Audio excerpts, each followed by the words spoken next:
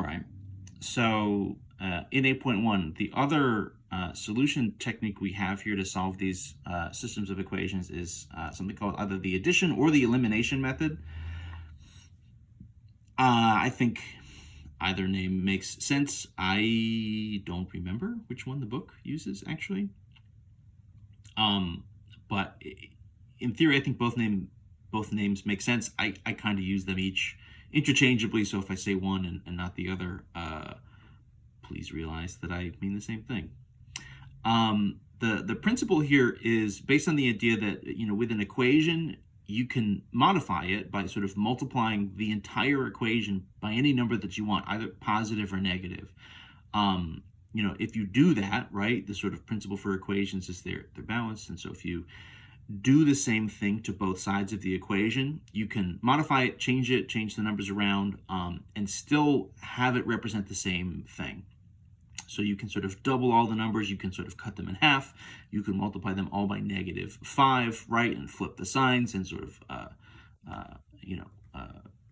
grow all the numbers by the same amount. And in theory, it represents the same equation, right? It just sort of changes the way it looks. What we're going to do is use that idea to sync up either the x's or the y's with a positive and a negative version of the same value. So I'm going to look at my equations, whatever my sort of pair of equations is, whatever my system, and I'm going to try to look for the best way, the easiest way to sync up either sort of the x values or the y values with positive and negative versions of the same numbers. So I'd like to get, a negative 3x and a positive 3x, right? For example, I'd like to get a negative 6y and a positive 6y. This is kind of like LCM, LCD kind of work. It can be that, depending on which values you're looking at and what your initial sort of setup is.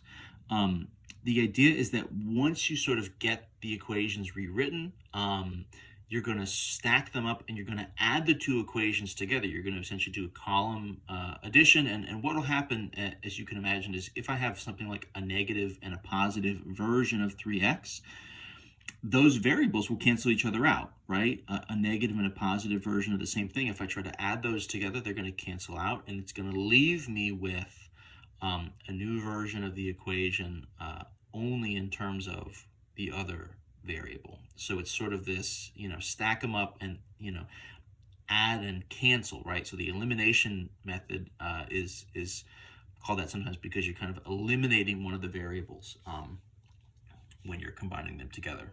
How are you combining them? With addition, hence it being called the addition method also.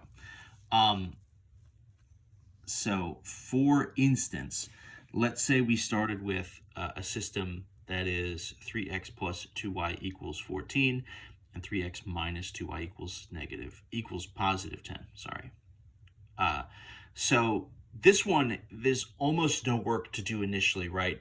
What I'm looking for are positive and negative versions of the same terms. And so the 2y terms, positive 2y up top, negative 2y, they're already in sync. So what I can do is I can essentially do an addition already without really doing any modifications. So just to get us started with our first example, just sort of if we have something that's already in this form, which you might, for the most part, the homework in the book, we're not trying to overwhelm you with gigantic numbers, right? You're not going to see, 52x and then the other one is 37y or something, right? That's not really the point of this. So you might just sort of have something that's kind of set up naturally in this form. So if that happens, right, 3x plus 2y is 14, 3x minus 2y is 10. It's not the 3x's here that are really the key. It's really positive and negative versions of 2y. So if I add these up, right, I'm going to sort of add them and do it sort of just like you would do regular kind of long form addition.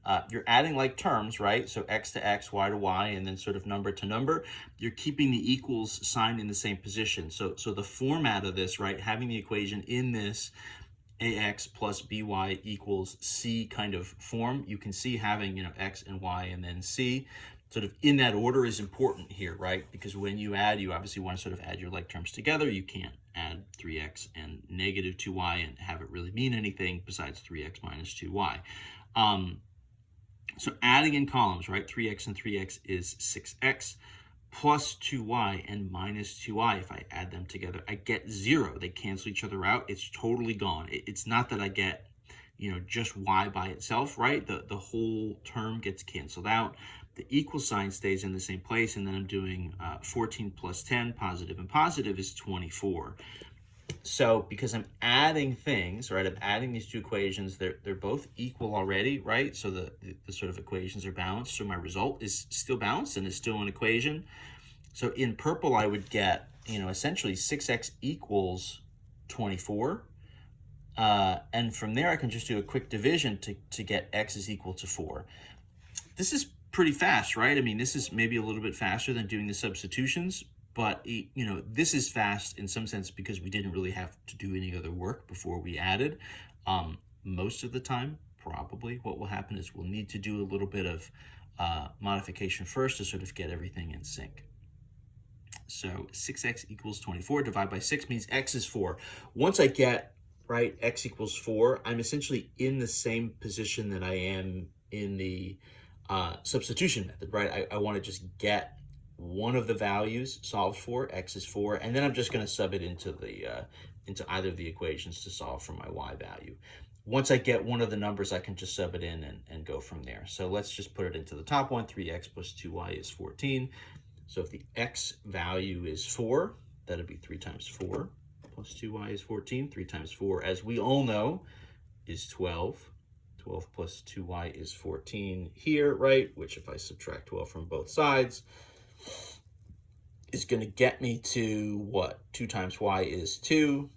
Divide by 2, right, is going to get me to y equals positive 1. So my solution here, right, the final solution is the ordered pair, xy equals 4 and 1, right? The x value is 4 and the y value is 1. So the strategy is doing this addition and elimination, right? So you're trying to add the two equations together in such a way that you're eliminating one of the variables. This time we eliminated the y values.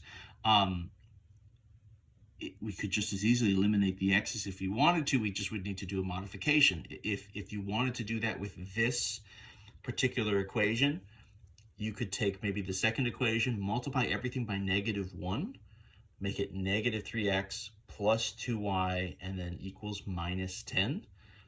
And then add it to the first one. You'd have positive and negative 3x that would cancel. You'd have 2y and positive 2y would be 4y, and then whatever. 14 minus 10 would be 4.